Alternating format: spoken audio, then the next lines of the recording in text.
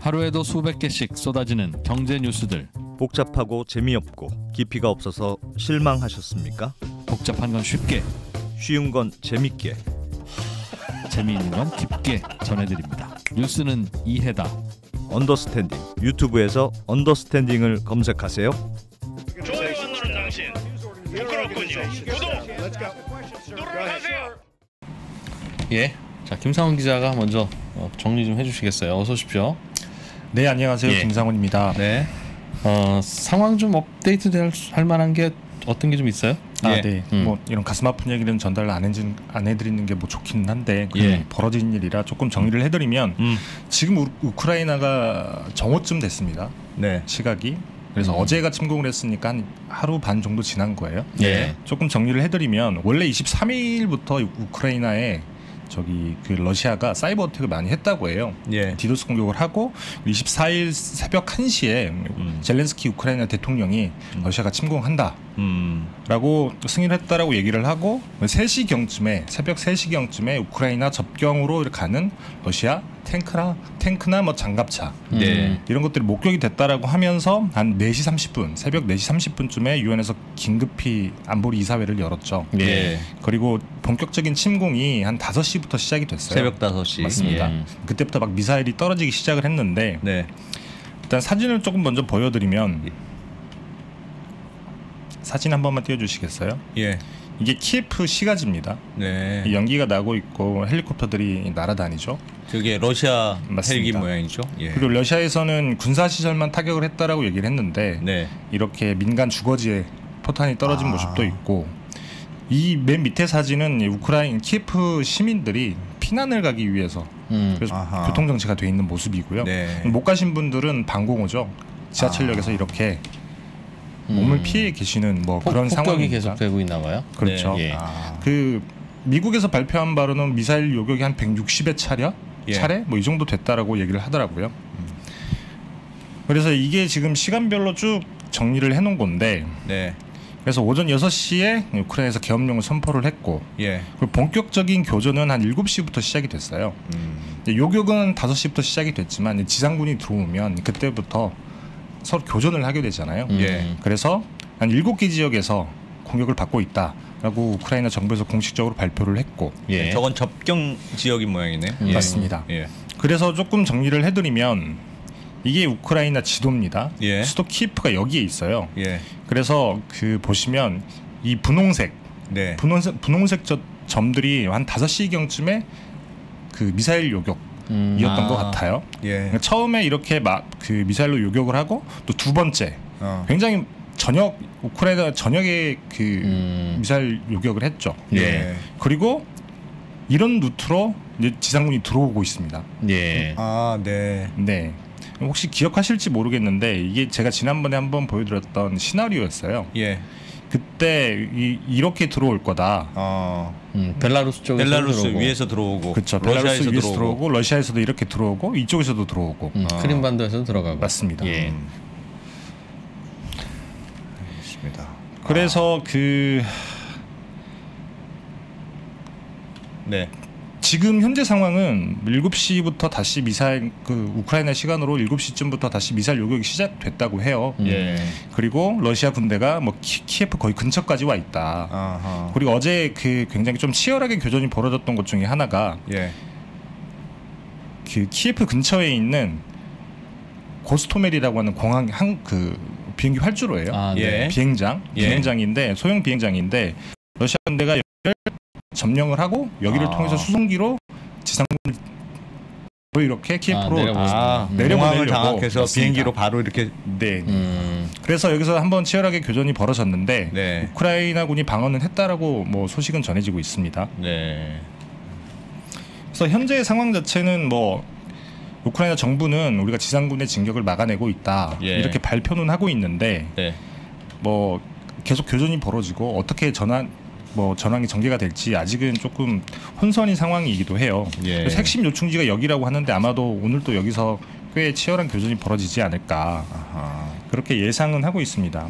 인명 피해가 우크라이나 국방부는 러시아 군인들이 한 800명이 우리가 뭐 죽였다 이렇게 얘기를 하고 있고 그리고 뭐 우크라이나 시민들은 137명 정도 사망했다라고 발표는 하고 있습니다. 네. 한 10만 명 정도의 뭐 난민이라고 표현하기는 그렇지만 실향민, 피난 가는 분들이 한 10만 명 정도가 된다고 유엔에서 추산을 하고 있기도 하고요. 예. 그래서 사실 빨리 분쟁이 끝났으면 좋겠기는 한데 이게 참 그 강대국들 사이에 껴있는 나라들이 항상 힘들기는 하잖아요. 예. 이게 어쨌든 러시아 군대는 굉장히 강력한 군대, 미국 다음이고, 근데 우크라이나 같은 경우는 예전에 굉장히 강력한 군대를 가지고 있었지만 지금은 그렇진 않다라고 얘기를 하더라고요. 다시 조금 괜찮아졌다고 보강이 좀 하는데, 됐다고 듣긴 했는데, 2022년 기준으로 이렇게 양국의 군사력을 비교를 해놓은 겁니다. 물론 우크라이나가 이 접경 지역에 파견한 군대에는 이것보다 적기는 한데, 이제 빨간색은 러시아고, 맞습니다. 노란색은 우크라이나 쪽 정력. 뭐 이런 지상군뿐만 아니라 모든 전력들이 굉장히 열세죠. 그래서 우크라이나 같은 경우에는 유엔, 나토나 미국이 도와주지 않으면 사실 이 전황을 엎을 수 있을 만한 힘이 큰 건 아닌데, 근데 어제 나토의 사무총장이 발표를 했죠. 우리는 우크라이나 영토에 진출할 계획이 없다. 미국 같은 경우에도 그 동유럽에 우리가 추가로 파병은 하겠지만 우크라이나 영토에 들어가진 않을 거다. 그렇게 얘기를 하고 있어서 사실 결과가 어떻게 나올지는 참. 알겠습니다. 이게 앞으로 뭐 어떻게 된다, 뭐 우리가 지금 예상하기는 어렵습니다만, 뭐 외신들은 어떻게 예상하고 있습니까? 일단 뭐 최악의 상황은 뭐 이런 시나리오예요. 사진을 잠깐 한번 띄워드리면 이런 일은 절대 벌어지지 말아야겠는데, 일단 푸틴 대통령이 우리는 우크라이나의 비무장화다. 그렇게 주장하고 있죠. 그렇죠. 우크라이나 영토를 우리가 점령을 할 생각은 없다. 이거는 최악의 시나리오여서 이런 일은 절대 벌어지지 말아야 되는데, 이미 키예프나 이 동편, 이 가운데에 있는 강이 다네프루 강이라고 하는 건데, 이 동편은 거의 진격을 하고 있으니까 이 다음에 러시아가 어떻게 되느냐, 어떤 그 뭐 길을 선택을 할 거냐에 따라서 굉장히 달라지긴 하는데, 최근에 그 옛날에 조지아 얘기가 굉장히 많이 나오고 있어요. 조지아 얘기가 굉장히 많이 나오고 있는데, 이게 2008년도 베이징 올림픽 개막식 때 푸틴이랑 부시가 만났던 사진입니다. 딱 개막식 날 러시아가 조지아에 침공을 했었거든요. 이 만나고 있을 때? 맞습니다. 딱 그날이었는데 당시에 보시면 되게 조금 비슷해요. 당시에도 똑같은데 이제 조지아에 남오세티아라고 하는 칠러 반군이 있었고, 이 조지아 정부군이랑 굉장히 오랫동안 내전을 하고 있었습니다. 근데 당시에 그 서방, 미국을 비롯한 EU에서 조금 조지아를 조금 부추겼다 그래야 될까요? 우리 뒷배가 있다. 그래서 조지아에서 이 남오세티아를 먼저 침공을 합니다.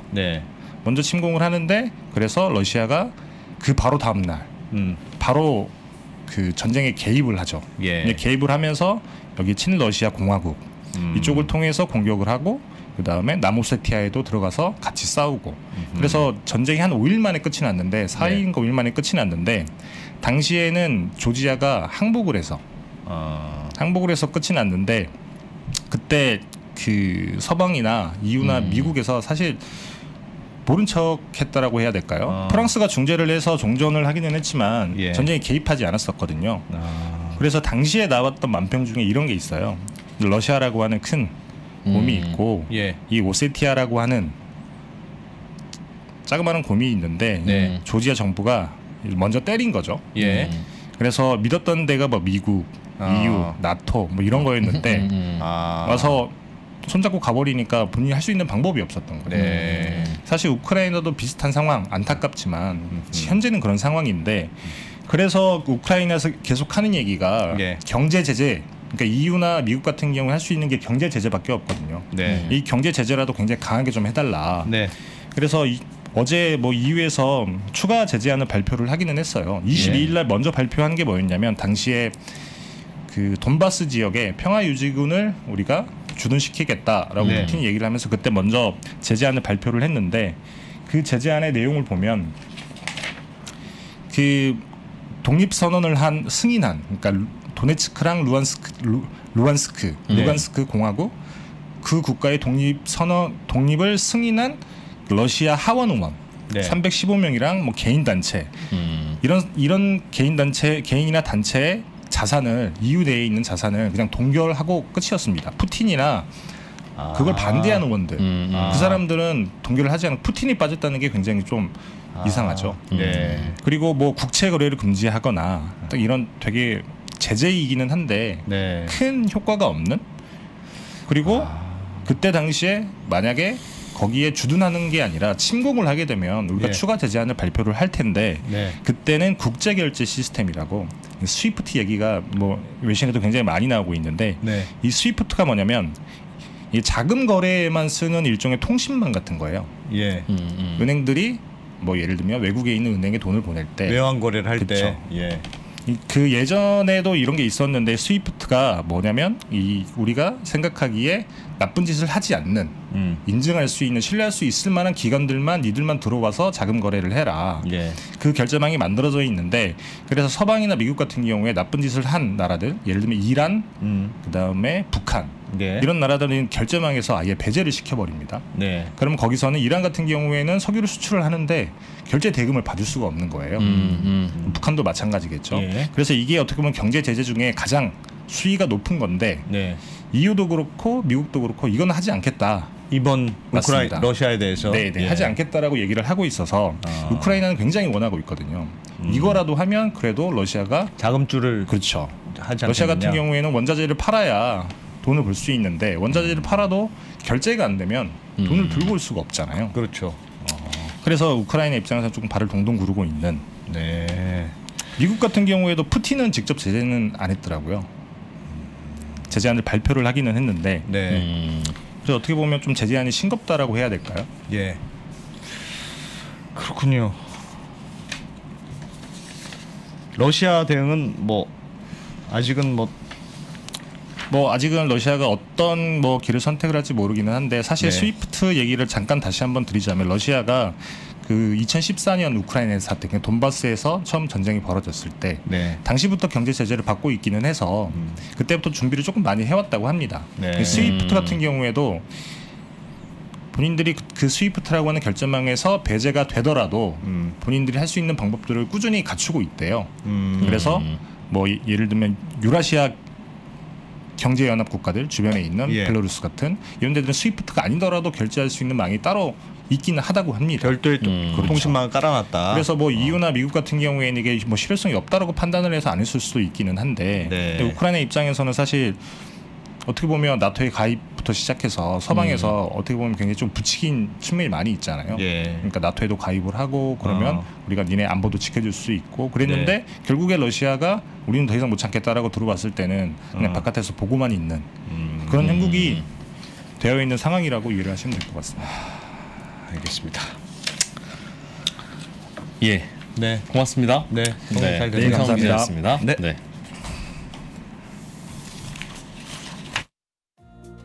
다들 아시겠지만 버는 것은 두 번째입니다.